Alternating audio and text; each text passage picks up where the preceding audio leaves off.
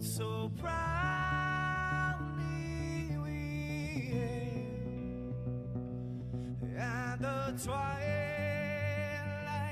last gleaming, whose broad stripes and bright stars through the path. Good evening, everybody. Gary here on the Freedom Network, back once again live right here in front of you to talk politics for the next hour. And we're going to do a lot of politicking over the next hour. Constitution for Freedom at gmail.com is the email. The phone number is, of course, right there on your screen, as is the email. So use them both at will. Groups and pages do exist on Facebook. They're all over the place. I share a lot of group links with people, not just my own, but others. If you want to talk politics, there's so many great places to do it. And there's a couple of places that aren't so great to do it. I can tell you about those as well. So tonight we got Scott Lively will be on. He's going to be here. He's actually here right now. You just can't see him yet, but you will. And when you do, you're going to be able to talk to him directly. Email me, and as always, if you want to email me after the program, I will forward anything that you have on to him that you want me to. It'll be a spirited conversation, I'm sure. We're both very constitutional-minded people. I think we'll agree on 89% of the topics. We may disagree on some others, so that always makes for a good show anyway. I do want to thank Scott for coming out and coming to the studio. Coming out all the way to Northbridge. We'll get him on in a few short minutes. I just have a couple of things that I wanted to mention before we get into calls, emails, and all that stuff. Trump, once again, right, gets this big win, in my opinion, with NATO. This guy is great on the world stage. He really is. And I just put some notes down. But his NATO stance is a lot like his UN stance. Pretty parallel, I'd say. You know, basically the message that I get from him is, you guys got to start kicking in. Because it's not our responsibility to fund everything in the world that you folks all want to do. CNN is having an absolute heart attack over the fact that he called out Germany. They just signed or they did sign a big deal with the Russian government worth billions. Yet, you know, he said, we have to pay to protect you from Russia. And he's absolutely right. He's right. You know, he called members of the organization delinquent. He's right. They are delinquent. We pay way too much of it. None of that is untrue in my opinion. It just isn't. Now, we shouldn't be paying for the world security alone. That's just the way it is. We just shouldn't be doing it. He's much stronger globally, in my opinion, than he is domestically. His Supreme Court pick, I'm not that happy with it, honestly. I mean, you know, he puts up Kavanaugh, and I get it. Right? He's a conservative. I do understand that. His politics are conservative. But don't forget, he did have some interesting writings about the ACA. He didn't even want to really hear, I don't believe, the case. Didn't think that they should, but yet wrote a lot about it. And we all know that Robert certainly read that and took that into consideration. It just, you know, but here's my biggest issue with him. It's not new blood. He's been getting a paycheck from the U.S. government or the state government or a local government in some way, and I'm just going to ballpark this, maybe I'm wrong, but I'm going to say 85% of this guy's life has probably, or his paychecks have come from the government in one way or the other. When I heard Trump say we're going to drain the swamp, I thought he meant we're going to drain the swamp. That doesn't mean that you take these guys, even if he took a Gowdy or a Rand Paul, which I would love, right? Two of my more favorite people in Washington. Don't forget that both of them have also signed spending bills to authorize the use of force in wars that are not declared legally through the Constitution. So I'm not jumping up and down over that. I would rather see one of those two, but I'd really love to see someone that is more from that outside. I don't know where he's so strong on the world stage. He just tells it like it is, right? I love it. It's great. America's first. That's his interest. We had Obama as a president. He was worried about appeasing everybody. Trump's not worried about appeasing anybody. But what the heck is I just don't get it. Someone yelled at me the other day on Facebook about the tax cut. You should give more credit for the tax cut. I said, well, what? Look, he put what, 30, 40 bucks or 50, whatever it was in my pocket, but the government, in one way or the other, top to bottom, is still taking close to half of my money. Whether it's the state or the feds or the town, whatever it is, they still take close to half of your money. There are so many embedded taxes. There's so many taxes that you pay. Over about 3 hours one day, I actually tried to figure it out. And when I started to approach 50%, I stopped because I was really aggravated. So I just stopped.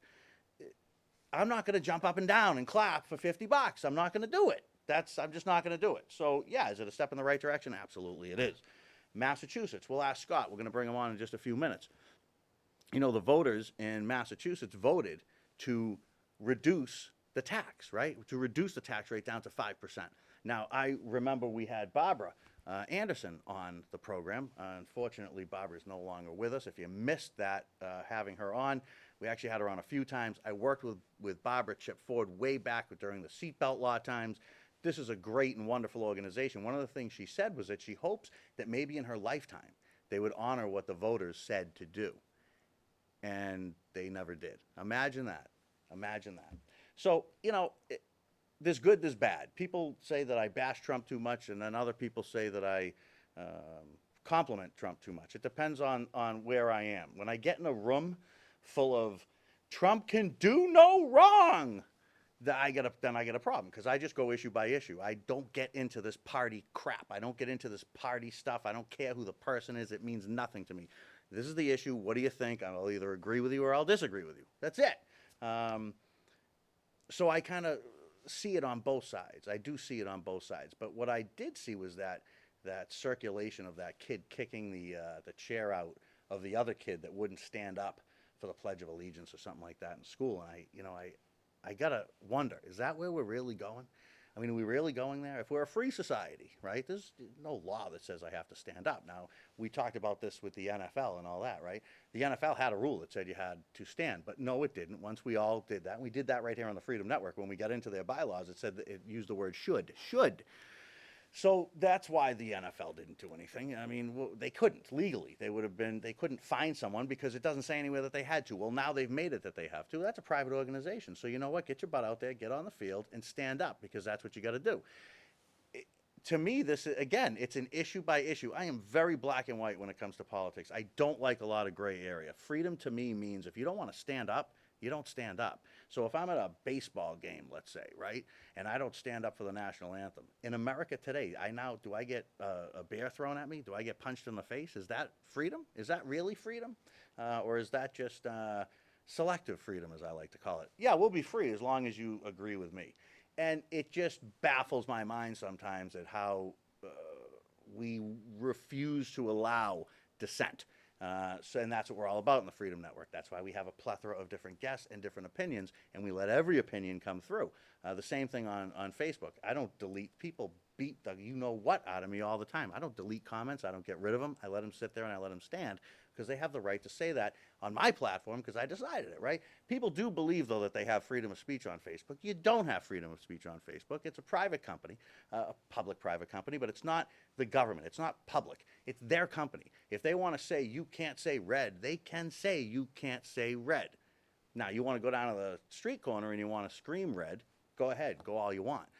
I've supported Nazis having the ability to march. I just support the fact that other people should go there in greater numbers and march against them. Anyway, enough rambling. We're going to take a quick break. Popular demand. We'll play the government canon when we come back. Sitting right here will be Scott Lively. We'll be back.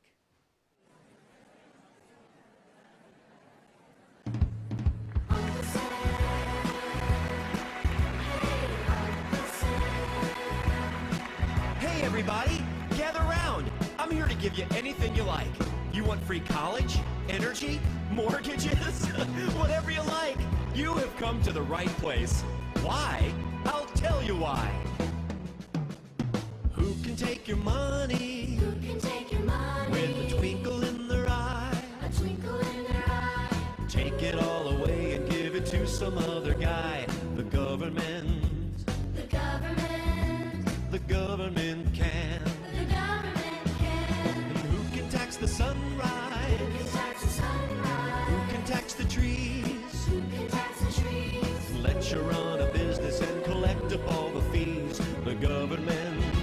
The government. Oh, the government can. The government can. And the government can, 'cause they mix it up with lies and make it all taste good. Make it all taste good. The government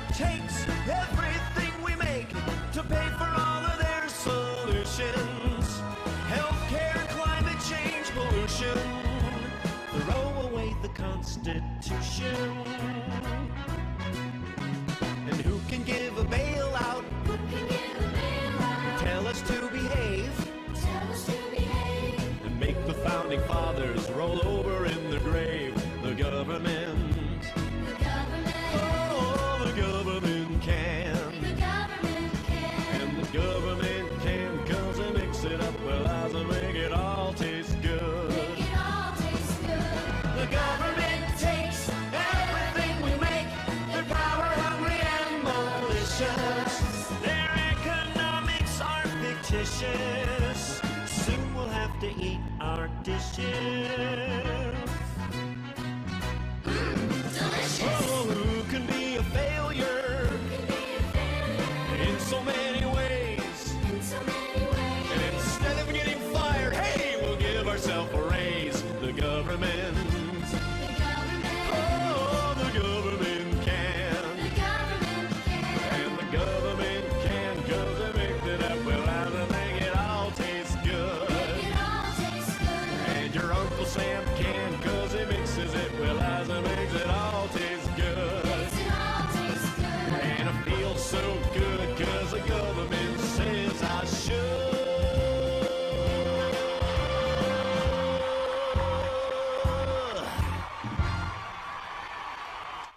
Welcome back to the Freedom Network. Here we sit with Dr. Scott Lively. Very nice to be with you. Gary. Very nice to be with you, too. Nice to meet you. Happy that you are on the program, that you took the ride. I think you were coming from far away. Well, actually, I have an apartment in Worcester now, Oh, you do? and to be central. to the Nice. State. My legal address and is our apartment above the church in Springfield. In Springfield. Okay. All right. Well, Scott is here. Phones are already going. Phones are already. There's already someone on the phone. Well, somebody wants to talk to you. We're just going to jump right in. We'll let him talk to you real quick. Go for it. All right. Let's go for it. We do that. We do that. And we should have that person right now live on the Freedom Network. Good evening. Hi there. Hey, how you doing? Good, good. I got a question from Pastor Lively here. Yeah. I saw an interview recently where he was pretty down about the legalization of marijuana, and I just want to know, what is his stance on medical marijuana? All right. Doctor? Good question. Yeah, my opposition to is to the legalization of recreational marijuana. I think it's a big mistake. I was a pothead myself for a long time, but medical marijuana, when it's for legitimate use, I don't have a problem with that. And I think actually if it's treating the same symptoms that you're otherwise using artificial chemicals for, it's probably a better solution. I'm all about natural remedies. So, yeah, I make a big distinction between recreational and medicinal use. All right. That's great to hear. I appreciate that. Thank you. You bet. All right, bud. Thank you for calling in. Appreciate it. All right, bye-bye. You got it.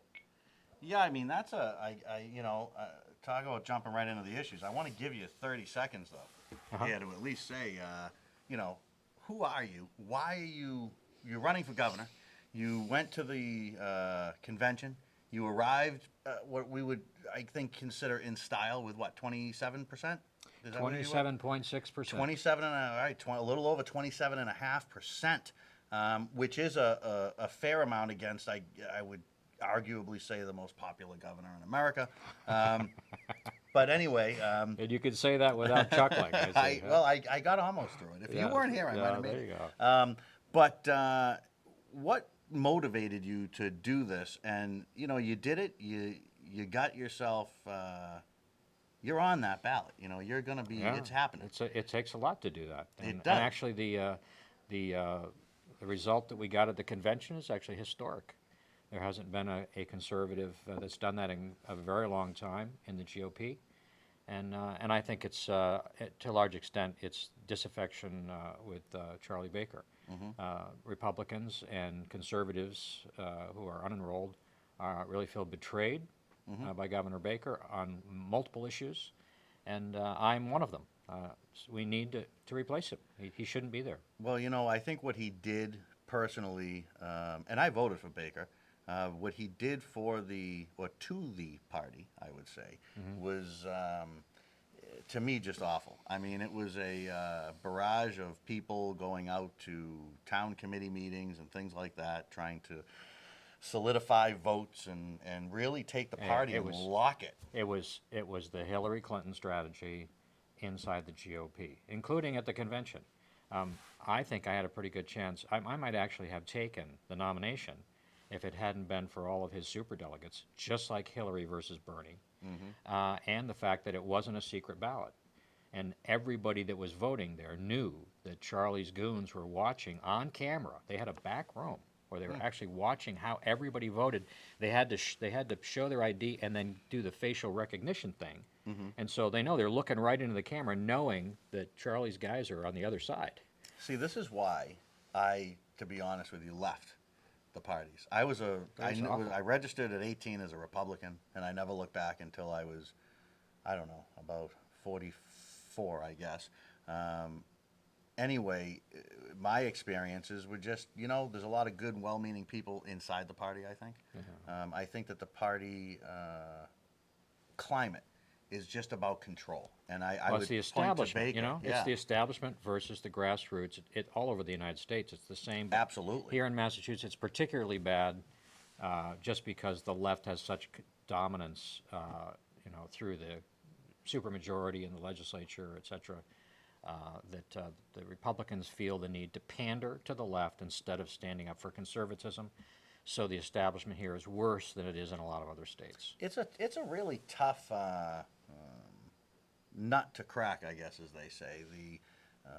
The establishment party, and trying to work outside of it, you just get destroyed. I mean, the media, the Well, I'm being parties ignored by the themselves. media, actually. They're in the tank Absolutely. for Charlie. They don't want to give me any No. attention. No. He refuses to debate me. He knows if he debates me, he's going to lose. So he will not do it. I'm not let me put it to this way. At this point, right, I am, I voted for him once. I'm not going to vote for him again. That's the most common thing that I hear. Yeah. He got about 125,000 votes in 2014 in the primary. There were only 159,900 and something votes cast total. He got, of course, the lion's share of them because Ton. Mark Fisher had to sue to get back on the ballot. And by the time the case was settled, he had no infrastructure left, so he had no chance. But it doesn't take that many votes to actually win the primary. Do you think that he's going to debate you? I don't. If the media pressured him enough, they would. But the media is in the tank for him. They want Right. him to be governor. They do, which this is what drives me wild. And this is, again, what the media plays these same party games. I would love to see somebody come out strong from the outside, like in a horse race, just It would run. be great for the TV, right into it. especially. Right. I don't understand what would be why better they- for ratings than a great debate. Right. What is their vested interest in what does Channel 7 News or pick one give to what's about who wins? It's the elites. Charlie hangs out with the 1%, right? Right. And this, which baffles me, is why the liberals would support him when he represents the very thing that they fight so hard against, right? Well- Predatory corporatism, right? That's Charlie Baker, man. Yeah. That's his crowd. They fight against it, but they really are it as well. It's amazing. It's The it's establishment cannibalistic. Democrat. Yeah. but well, there's a grassroots. The grassroots is across the whole spectrum. Yeah. Right, and on the left and It the is. right. Actually, I wish I'd been governor back when the Tea Party and Occupy first came up, because I would have brought them both together. Right, said, look, we agree on 80%. Right. Right. There's 20% is serious business. We don't agree, but the rest, why did Occupy and the Tea Party never sit down and talk to each other? Because they were both focused on problems created by the 1%, predatory corporatism, and just people that are in it just for themselves, for the money, and the grassroots could have cooperated together and actually taken them out. And this opportunity here, I'm running against an establishment candidate. And I think I'd love to see Bob Massey on the other side. I don't agree with almost anything with him, but I think he's an authentic progressive that speaks honestly about what he believes. I think Gonzalez is an establishment guy that just says what he, You what can he thinks people really wanna hear. you can tell in about 5 minutes of listening to someone speak if they're for the party or for the But wouldn't it the be issue. great, though, to have a debate with an authentic conservative who really speaks, this is what I really believe, versus a Yeah. progressive Yeah. that says that? Wouldn't that be awesome? I think, to be honest with you, that there's unequivocally, doesn't matter if I love you or I hate you. There is no way that Baker should not debate you. He should debate everybody that's viable. So then we can debate what the heck viable means. But Right. I mean, Well, obviously, you're viable. You got 27.6%. Well, especially because when that happened and he came out and talked to the media, he said, you know, there's no place in this life, in any life, for much of what Sky Lively says and believes. Right? That's pretty nasty. And he should have to defend that to the public. You know, just what is it? I mean, because what the things that I believe, it's straight out of the National Republican Party platform. Right? I am lockstep with the national GOP planks. Charlie's aligned with the Democrat planks. Right? He is. He is definitely more on the left. Let's jump back on the phone and see who we got. See what comes our way next. All right. Good evening. You're on the Freedom Network. How are you? Yes, good evening. Good evening, Gary and Scott. Good evening. Good evening. And I would also like to say thank you to the excellent staff there at NCTV. And Scott, I appreciate you running. And a few questions that I have, Scott, is about 3 or 4 years ago, I attended a school budget foundation meeting at the Wachusett Regional High School in Holden. And at this budget subcommittee on school funding, basically it revealed that the state has been underfunding local school districts between $1 billion to $2 billion a year. And I was just wondering if you could give us a little insight on your position. You know, if you should be governor, would you fund schools and go along with that budget foundation recommendation that came out of that meeting 3 or 4 years ago? I think Speaker DeLeo's finally going to start looking at this, but I'm not 100%. But I'll entertain your comment on that, Scott. Yes, I want to speak to that. My plan is, I think, somewhat comprehensive. I would actually flip the revenue stream and make local governments the center of government in Massachusetts once again, like it used to be. I'd have the local governments collect all the taxes, not just property tax, and have first use of the money. That the local government should actually be in charge of most of the operations of government. Schools would be one, social services, et cetera. I think they could do a much better job whenever the government is closer to the people that are actually being served or paying for it. There's much more accountability. And then through something what I call community federalism, the community should fund the state government to do only those things that they can't do themselves better. And that would include prisons, roads, elections, things like that.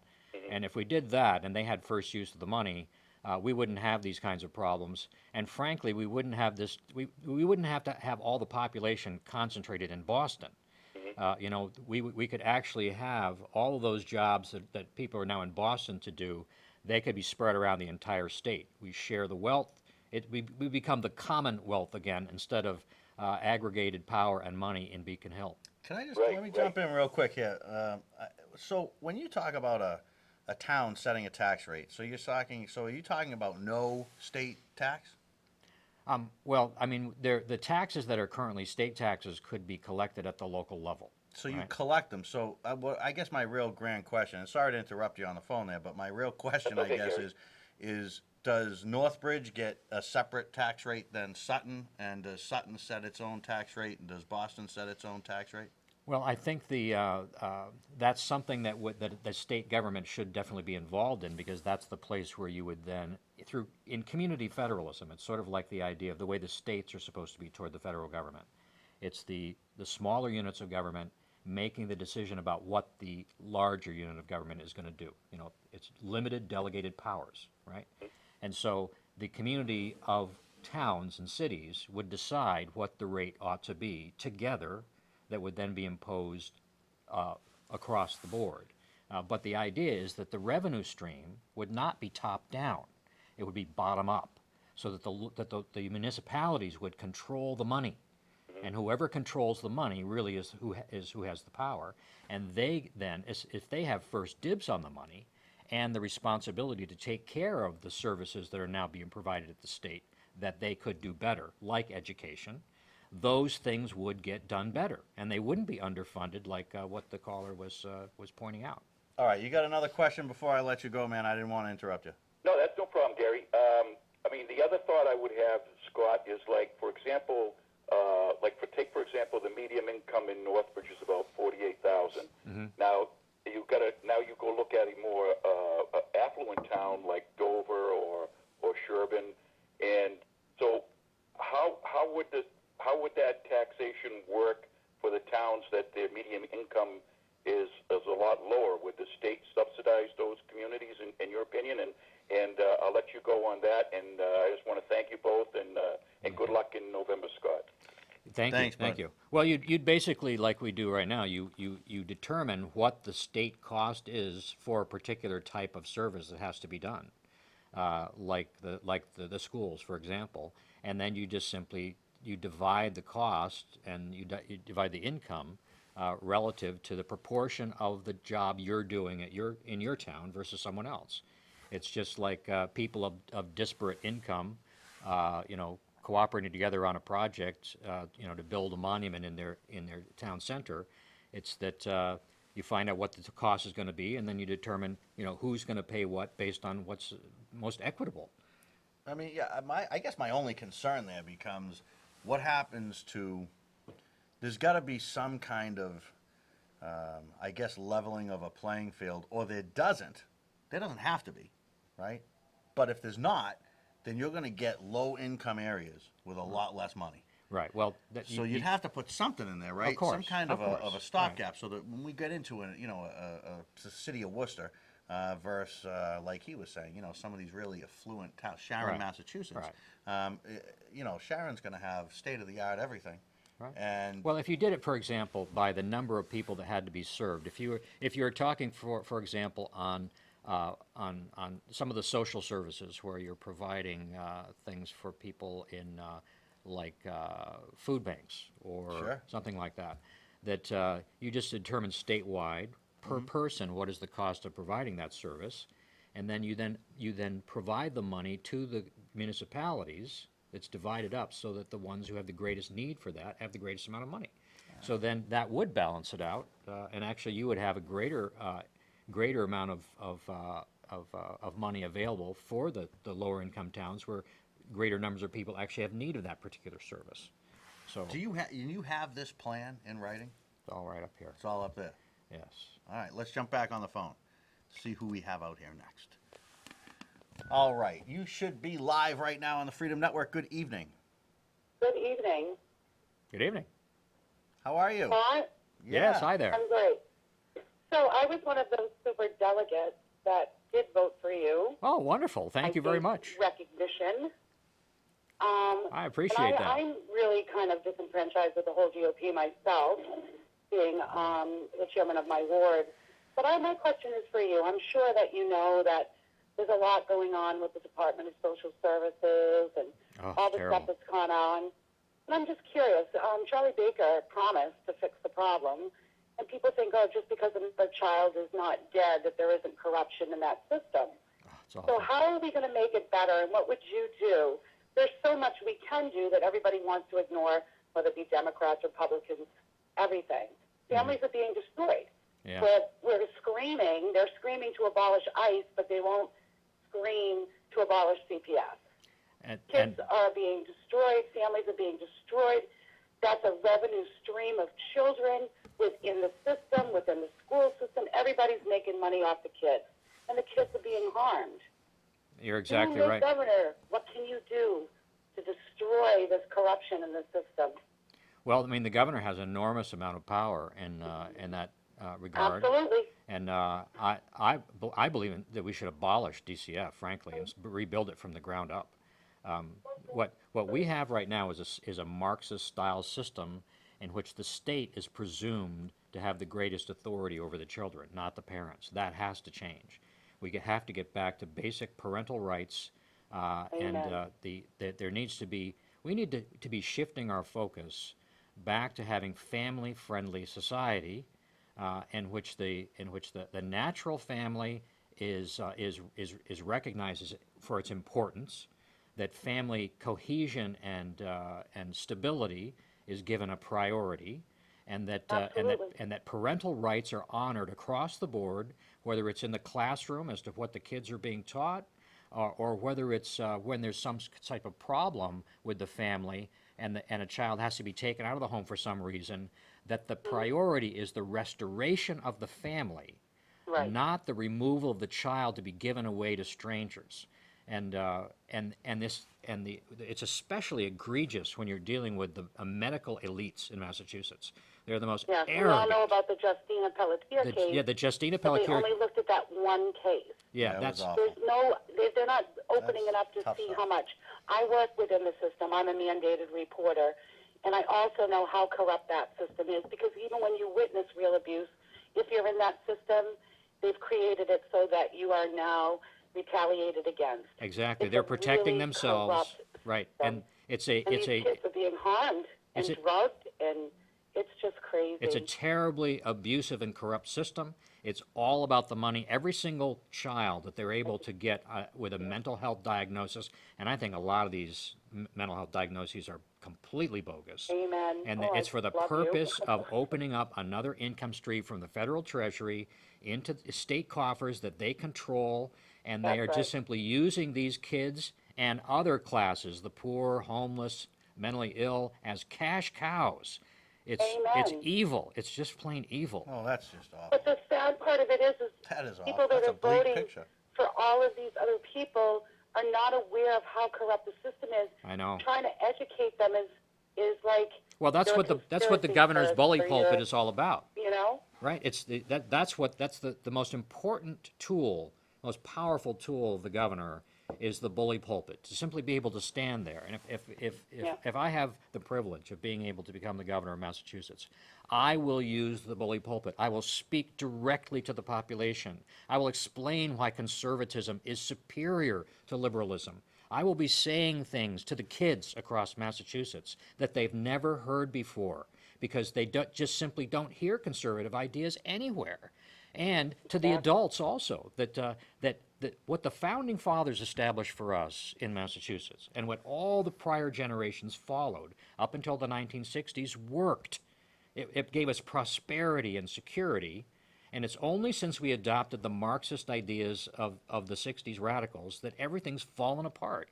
And the governor has an enormous ability to teach about those, to speak about them, and to contrast, especially, and which I expect to have to do, is to do battle with the legislature, right? The Democratic supermajority just simply dictates to Charlie Baker, and he just complies. Right. I won't do that. They're going to have to override my vetoes. I am not going to go along with spending more money than we have. We're going to pursue a balanced budget. We're going to have every single thing that they attempt to do is going to be scrutinized, and I'm going to speak directly to the people about exactly what corruption they're trying to put over on the people. All right. And that's what we need here in Massachusetts. And sadly, our Republicans in Massachusetts just go along to play along. They're all aware of what corruption is. Not All anymore. aware of what's happening, but Not they're anymore. not willing to change it for the kids. How can you claim to be for kids if you're not willing to take that stand? Exactly take right. that hit for children. I'm with you 100%. Thank you so much for calling. You I have really my appreciate vote. it. You have my vote. Thank you. I appreciate that very much. God bless you. God bless you. All right. They're liking you. That was a great call. The people like you. Yeah. All right. Diana P., my friend. She calls me her nemesis, but that's okay too. I'm just your political nemesis, Diana. You're a fine lady. Would Scott Lively speak to the $800 million tax bill recently signed by the governor? Thank you. Yeah, so that's called the grand bargain. It's the grand sellout. I don't know what Charlie Baker thinks that he's getting away with in calling this a compromise. This was a total sellout to the left. We didn't get anything out of that package at all. We ended up hiking the minimum wage. We ended up getting rid of the premium pay. The worst of all, the entire reason for this grand sellout was to take the sales tax reduction off the ballot, which is terrible. Absolutely, yeah. Absolutely. The worst possible thing that they could have done. And they are going to, I mean, you work hourly and you make time and a half right now on Sundays. That's going away. That's phasing out. That's gone with this bill. That's part of the, well, we'll raise the minimum wage. This is the government, man. This is what the government does. We'll raise the minimum wage, but we're going to take this away. It drives me absolutely bananas. Quick email and then back to the phones. Hi, I heard Scott. I heard that Scott is an attorney. Could you ask him to elaborate on that? What kind of attorney are you? Well, I'm a constitutional law attorney. I actually I was the managing partner of Lively, Ackerman and Cowles in Temecula, California, and we did business law, family law, and then I also founded the Pro Family Law Center, which is a constitutional law firm, and I actually dealt with constitutional issues all the way up to the Ninth Circuit Court of Appeals. All right. And we actually filed with the U.S. Supreme Court a couple of times, but weren't Didn't granted get heard. certiorari. Yeah. Well, there you go. That answers that question. I get an email from the Cadillac man, gay rights, let's talk about it, have a wonderful show. We'll get to it. We're going to get to it. We're not going to make the whole show about that, but we'll get a little bit of time that we can, I know that there's people that may want to talk about it. We will talk about it. But we're going to go back to the phones right now. That's where we're headed anyway, right now. All righty, you are next up on the Freedom Network. How are you? I'm doing fine. How you doing? I'm doing just dandy. Go right ahead. You got Scott. Okay, a couple of questions. Mm-hmm. You're running in the primary, right? I am. And if you don't win the primary, you're still running. Well, I don't plan to. Although actually, it's probably not a bad idea for at least to allow my name to be written in for people who don't want to have to vote for a progressive Republican for governor. So. Yeah, that was really all I wanted to know. I think I'm going to win, though. I think I have a very good chance of winning. You wouldn't be running if you didn't think you could win. Yeah. I mean, that'd be ridiculous. But Well, it's the numbers are the numbers are really amazing, my friend. They really are. I voted for him to go because I'm very dissatisfied with the Democrat. Yeah. And I know if we have a Democratic governor, it always goes downhill. Yeah. So, But what's really the difference between Charlie Baker and Deval Patrick? There's no difference. In fact, Baker put out a bigger budget than Patrick did. It's like he's 10% higher for 2019 than anything yeah, Deval Patrick ever I did. have noticed that he has gone to the other side. Like he's not Yeah. what I thought he would be. He's more He's sort of liberal like John than Deval McCain. Patrick. Same thing. So, Yeah, Charlie Baker is more liberal than Deval Patrick. He's not less. He's not a fiscal conservative, right? He's look at the $800 million tax increase when he said he wasn't going to raise taxes. The 2019 budget, what, $41 billion, right? I thought conservatives are supposed to shrink government, right? that's a big budget. Right. Yeah, it is. State employees, right? I would have to, actually look at the links again on this, but I believe that Deval Patrick actually had a couple years where numbers of state employees actually went down. But I think under Baker, they've just steadily climbed, and that the government is actually much bigger than it was under Baker. I'm going to have to confirm that, but That would really be something, wouldn't it? yeah, and a lot of these people are just Can I simply ask you cronies. one other question? Yeah, go and, for it, man. I'll get off. Go ahead. Do you see any quality in Baker at all? Do I see what? Do you see Any good quality? in Baker? Well, I like the way he's been loyal to his son that got wrapped up in that groping scandal on JetBlue. Well, I mean, yeah, but that's what a father's supposed to do. Yeah, but not every father does. I'm talking about how he has handled the state. Well, I think that in terms of just being a policy wonk, right? I mean, he's been able to do things with the Democrat legislature. Not that that's a good thing, really, because what the Democrats want to do is not good policy. But he's been in government all the way since William Weld, and a lot of the things that he has done, though, people aren't aware of, like the reason that the roads and the bridges are so bad. Charlie Baker's actually, according to the Boston Globe, is the mastermind of the finance plan for the Big Dig that dedicated all of our federal transportation money to paying off the Big Dig since 1994. And I don't think it's paid off yet. Oh, that's awful. Yeah. I can't. Yeah, I don't even want to get into that. Yeah. Anything Yeah. else? Anything else, Bob? One more question. Go ahead, fire it off. Now, this has been the biggest thing in this country lately. How would you handle illegal immigration? Oh, It's not immigration, my friend. It's invasion. Whatever. It's immigration is when someone comes to the front door and knocks and says, "Can I come in?" Right, and follows the rules. When someone jumps over the back fence and breaks through the window, they're not an immigrant. They're a trespasser. They're a criminal invader, and they need to be deported. That's just simply not acceptable. And it makes chumps out of every person who's legitimately standing in line and taking advantage of our enormously generous immigration laws, right? Look, I did an event with the Chinese group not that long ago. Every person in that room had gone through the trouble to do the paperwork and come into the country the right way, right? And here they are, all these people that spent a lot of money and they followed the rules. They're good, upstanding American citizens now, watching other people just simply jump the fence and then being treated like heroes by the Democrat sanctuary city mayors, given all kinds of benefits without any accountability for violating those rules. Why should anybody stand in line when you could just jump the fence and then be treated like that?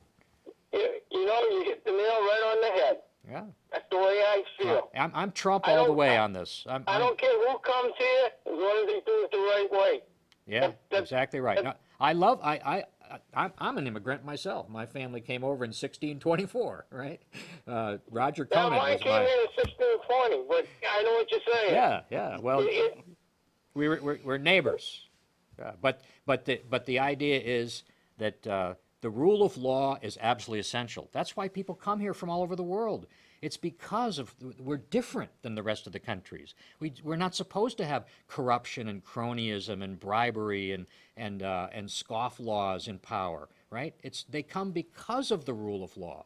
They come because of the Bill of Rights and the way we do things that just isn't like the third world. And the Democrats want to turn it into the same kind of third world system that these people are escaping from.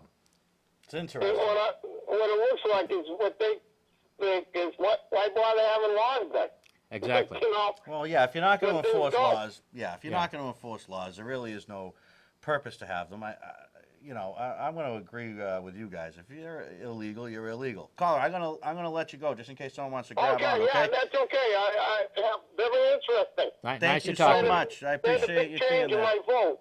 Thank you. There you go. Thank you. You're Appreciate it. welcome. They're loving you. But it's interesting. I was nervous with Trump seems to have gone so back and forth with the Dreamers. He wanted them out. I've learned never judge Trump during the negotiation phase. I do agree, wait but I'll till tell the you, end. that's really dangerous, right? It's really dangerous because what if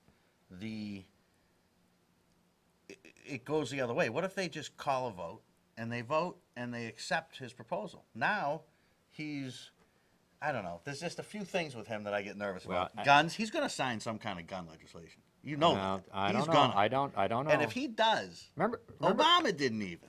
Well, but once again, never judge Trump in the negotiation process. I think he follows, Sun Tzu. Sun Tzu, the art of war. The plan. I know Deception the plan, is the first but principle of warfare, and I think he's a master of it. Look what he did with North Korea. That was one of the best examples because we got to see it all sort of play out in bold print, right? But I think he was consistent through his campaign with how he would, deal with the UN. Underlying consistent. Principles. Yeah, but look at the formula, right? What happens is he will go forward on what he really wants until the media feeding frenzy gets to the point where there's no winning, right, with them because they're just apoplectic. So then he'll do something to sort of get them off, right? Like he'll be in a meeting with all the Democrat senators and say, "Hey, can we do that?"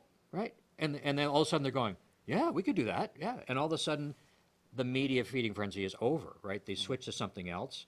And then a few days later, he goes back to what he was arguing the first time. I know, I get it. The trust him and this, and I get it. This is he's where a I get genius. crazy. The guy's a political genius. He's absolutely not a moron, that's for sure. Yeah. He definitely has some intelligence up there. I know you like the Constitution. You're I love the well-schooled in the Constitution. So let me ask you this question: do you think that? And I want a short answer on this. All right? Okay. Well, I want that's a short tough. That's answer the on toughest thing you're going to Put me to today. Does a state have a right to make a law about guns? Well, that is a tough question because you've got, the rule of law, the Constitution has defined the Second Amendment, Right. right? And then we do have the supremacy clause, right? That Right. whenever there's conflict between state and federal, and there's, then I would say, no, the state does not have the right See, to I would enforce agree it. with you there. I think that all these state laws with guns are completely unconstitutional. Now, you're into the Right, well, Constitution. but- well- You're into the founding. So, right, we would agree. James Madison, right? We all know what he said, right? Lawful, citizen, sound mind. Okay. Right. It's 2018. If the feds are going to do that, there's going to have to be some to validate that. You got to check something. You got to check Well- something to validate that. Well, you respond when there's a problem. You don't, that's the way you do it. You don't have to put policy in place that everybody has to be subject to that strips them of their rights. You deal with problems after they arise, and you deal with the problems on as limited basis as you need to. Like the Supreme Court, when it takes a case, they're supposed to rule narrowly, as narrowly as possible, Right. so as to leave. It's the Ninth Amendment. It comes right down to the Ninth Amendment, really, forgotten Ninth Amendment. Whatever has not been delegated to the government or to the feds or to the state, the right belongs to the people. And no one ever talks about the Ninth Amendment, but that's a valid. They don't. That is valid in this discussion. And in a lot of discussions, actually. And the really way is. that you honor the Ninth Amendment is you never impose law broader than what's absolutely necessary for the issue at hand. So, yeah, I would agree with you there. I don't think that any of these, no state can say there's not going to be freedom of speech anymore. Right. No state can say you're not going to have the Well, right and to because, a jury trial. and it isn't because the federal government created those rights. Those No. are inalienable rights. Oh, they're protected. natural rights. That's right. Right, but they're rights that were not given to us by the government, therefore they can't be taken away. And that includes the right to self-defense. The Mm-hmm. right to self-defense that's implicit in the Second Amendment is not something created for government, by government for us. Right. Right, it's just simply recognized by government. I say it often. I really do, that the Constitution grants no rights. It just protects them. That's all it does. It's That's just exactly a right. mechanism to protect them. It's a rule And- book, not for me. and it's going to it be a rule book defines for you them. if you Right. win, but it's not a rule book for me. Right, because government, that's what the Bill of Rights imposes restrictions on governments, right? That's the whole point. Right. And that's why we should have limited delegated powers in the government, and that we should be exercising authority over government much more than we do. In fact, Massachusetts was the leader in that, right? The whole concept, selectmen and town halls and Oh, yeah. all that. Those are principles of local Sure. control that we have lost ever since the Marxists came into power in the 60s. And now we have a top-down, Soviet-style system that we need to reverse. And the more we shift to the left, the more that system is going to become totalitarian, yes. You can see it. authoritarian over us. You can see it. And you we've can got to absolutely reverse see that it. process. Look at the taxes. Look at what we were talking about before. Right. And the spending. It isn't just the taxes. It's the deficit spending. The idea that we don't even have a concern anymore about spending money that isn't ours, that we borrow from somebody else in order to buy things we really don't need. Right. Would you sign a bill that banned a gun? Or would you veto that bill? Well, I suppose it would depend on the circumstances, right? If you've, probably not. Let's say Probably they not. float up there that we're going to ban the. Absent any facts, no, no, I won't. You'd have to give me some very specific facts about why something would be justified in that. We covered immigration. We covered some sanctuary city stuff. We talked about taxes. Someone mentioned legalizing pot. I don't want to have a long, drawn out. There's a couple other things we do have to get to, but my feeling on that is really the people spoke.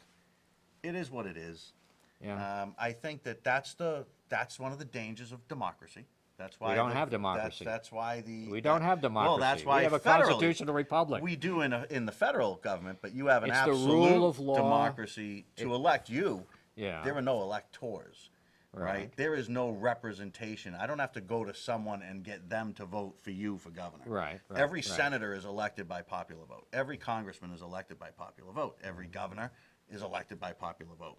I think Well, it that, didn't used to that- be. The senators used to be actually right. right, and that is there's actually some question as to whether we should go back to that. Well, and that's the old system. that's a great show. Actually, Yeah. that's a great conversation. But sometimes I think you can be overrepresented.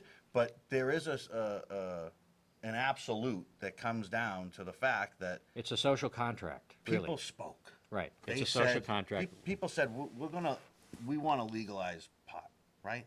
So they want to legalize pot. So I start to do some research on it. And again, I don't want to get in a huge thing here, but it just amazes me that I can go around the corner and I can go buy all the booze I want. I can even go to a place that we call a bar, and I can sit at that bar and I can drink. Oh, man, I can drink but my you know, heart away. And alcohol is a little different issue, right? I did both. I was an alcoholic and a drug addict for 16 years. Right. Right. I've I read know your this, bio, yeah. I know this issue from the other side. yep. Alcohol, for all of its problems, in fact, and if you overuse alcohol in the short term, you can do a lot more damage as Absolutely. drunk than you can Sure. if you smoke too much dope in the evening. Sure. However, when you stop drinking, the alcohol dissipates from your system, Mm-hmm. and the effect on it is minimal or non-existent. When you smoke pot, you're accumulating a very powerful psychoactive substance in your fat cells in your body that accumulates over time, and it affects you over time. And when you're high, pot makes you lazy and stupid. Really, what it comes down to. All the jokes that came out of the movies. Like the Sean Penn. With the scratch in the top. Gnarly dude, right? Yeah, but That's a pothead, man. Yeah, I know that, You but- don't want that. You don't want the high schoolers to have that kind of stuff in their no, but brain high when they're schoolers can't in buy class. it. They can't Hey, buy man, it, you- right? you- right? right? I Are mean, you it's kidding against me? the law. I mean, everything you Are you ban kidding me? but so that's what I'm saying. Ever to you. since- they're ever s- buying it now, ever whether s- it's legal or not. I know, and it shouldn't happen. And you know why? And the officials are turning a blind eye because the people voted. If you right? look at society, Scott, look at society and say to yourself, right, what happens to a society or the cross sections of society when people smoke pot, and what happens when they drink beer? Okay, now take and amplify that to this. Okay, you've got my nephew's a cop, right? Yeah. I would love to ask him what he goes to more domestic disputes. Is it With over alcohol or pot pot, smokers sure. or Yeah, alcohol? yeah. Well, Is it? I think clearly there are- societally, and I'm gonna just Yeah. I'll cap us on this conversation. I think societally, there is no question but that booze is worse for society in some ways than pot. But And but if but, that but, guy but wants you to- can go home every night and you can drink beer. You can be a beer drinker, and I know people have done this their whole lives. They're fully functional. They hold their job. They hold their life together. A habitual pot smoker is a different story. You really believe you don't? I think lived that, it, man. Yeah, I know lived it. that was your I experience. know, but I though. lived in But a you don't community think of that there are potheads. you don't think it that there are robs you of your successful potheads initiative. in the world? Yeah, of course there are some, but it's a different. I think the proportion, and we're going to find out, right? We've now this. And, Well, we've and already found doesn't it out. That's bother my you? point. Doesn't it bother you that George Soros is the guy that's pushing this stuff? That's Well, the money bags behind it. But the reason that they push it is they want to toss. Monsanto's already trying to figure out how to grow fake pot. Okay, I mean, Anyway, it's a Gordian knot, really. I just think free people, right? We're talking about freedom. Some guy wants to go smoke a joint. He's not hurting society. Look, why Nearly to the why effect wasn't it that- enough? Why wasn't it enough when we still had the laws on the books and we just didn't enforce them, but they were there and it prevented the. Scott, the- you've got people that are sitting in jail across this country well, that shouldn't be for happening. long Yeah, no, prison I'm not- terms no, because they had a bag of weed. Yeah, that's a different story. But I actually when I was in 1977, I went to Oregon for the reason that To the get- drug because there in Oregon they didn't bother you, right? I smoked pot, and that kind of situation where when the government enters into the process of normalizing vice, right? That's when the real problem enters in. It's not so but much it's that not. Is it their place? I mean, a free people are a free people, aren't they? That's I mean, I think you could make a case for heroin because the societal effects exist. It's You a- could make it's a natural substance, man. Why that- shouldn't we- Well, it's a why shouldn't processed we be able to natural substance, but grow- I think that you could make a better case to ban booze than you could to ban pot. Well, they did it, but the organized crime really put right. such a kibosh I got on like it that we had to 4 change minutes. it. They want me out of here. I All know right. I got. Let's That's talk a great about conversation, though. Yeah, I mean, we'll have it again. I don't think we're going to Listen, solve. I don't think we're going to solve that problem in. I'm in agreeing 4 with minutes. 82.5%, right, of what you're saying. Just a few minor things. I can't get over though your viewpoints on gay people. I can't. I don't think you know my viewpoints. Well, I've watched them, man. I've listened to them. No, you've watched edited clips from my political enemies. So when it says, when Look, let me tell you a story. Let me tell you what. Look, let me explain to you where I'm coming from. I'm a pastor. I hold a biblical worldview. Sex Okay. belongs inside a marriage. All sex outside of marriage is harmful and should and causes problems for Okay. people. No, that's step one of a two-step answer. okay, Step two is that I nevertheless believe that people have the right to make wrong choices in their lives, that in America we all have basic human rights and civil rights, and that no one should not be allowed to vote or not be able to have a job or have a home because of choices that they make in the privacy of their bedroom, right? That's basic fundamental stuff for me. And the people that complain about me and that they call me all the nasty names. Look, my wife and I took in a homosexual man who lived with our family for the last year of his life. He died of AIDS, and I was with him in the hospital the night that he died. Right? Okay. I don't know anybody that criticized me that's ever done that. I don't know anybody that's criticizing me that has credentials in human rights, right? Which I do. I have a certificate from the University of Strasbourg in a United Nations administered program. I've consulted on this, and I know what human rights are, and I have attempted to balance, and I think I've done successfully balanced the need for mainstream society to be heterosexual, natural family oriented, but at the same time allowing for subcultures for people to do what they want to, that in the privacy of their homes. all right. So let's back up to your first point, right? Yeah. You base what you believe on religion, right? Obviously. As, Now, I'm did the people that right? wrote the Declaration of Independence and the gonna- Constitution. which the Constitution doesn't even mention God. But Yes, it does. well, The year of our Lord, right? Yeah. Right. The very Well, last line. The year of our well, Lord, 1776 or whenever.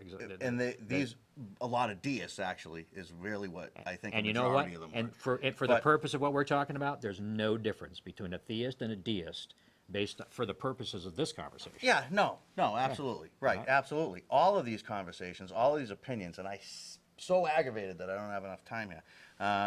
We gotta are do this based- again. We will. They're based on religion.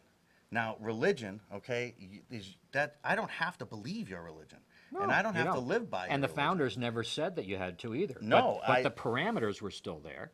That's why murder is against the law. But what right? would motivate you to globetrot, to go speak against people? And No, I no, love the that's letter. not what I- that's I not what love I've the done. letter that you wrote, because the letter that you wrote is solid, right? It's solid. I'll post it up just so people can see it, right? See, it's good. That you're actually seeing something that I actually said versus Right. what my enemies said I said. But I know what you said, Scott. We can go to YouTube and we could just play it. No. You know You my can play speech. your speech. My Pretty sp- inflammatory, You man. you watched the whole 3 hours? I watched. No, you watch cherry-picked edited clips by Box Turtle Bolton or whoever that slimeball was.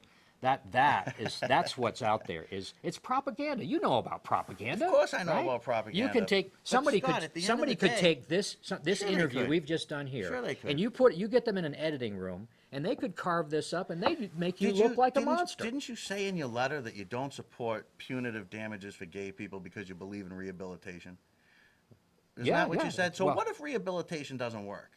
Well, the point Then what? was, when I was speaking to the Ugandan parliament, what I told them was, because at that point I knew they were going to come out with some kind of law, I said, don't focus the law on punishment, right? Right. Focus the law on rehabilitation and prevention, right? But what are you it's basically rehabilitating?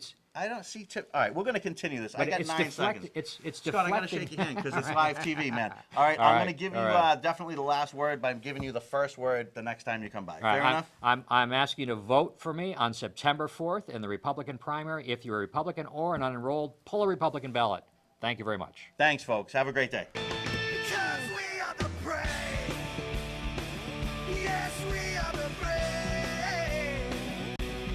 fights you in name, the name of the fray. We are the US of A. For those unarmed.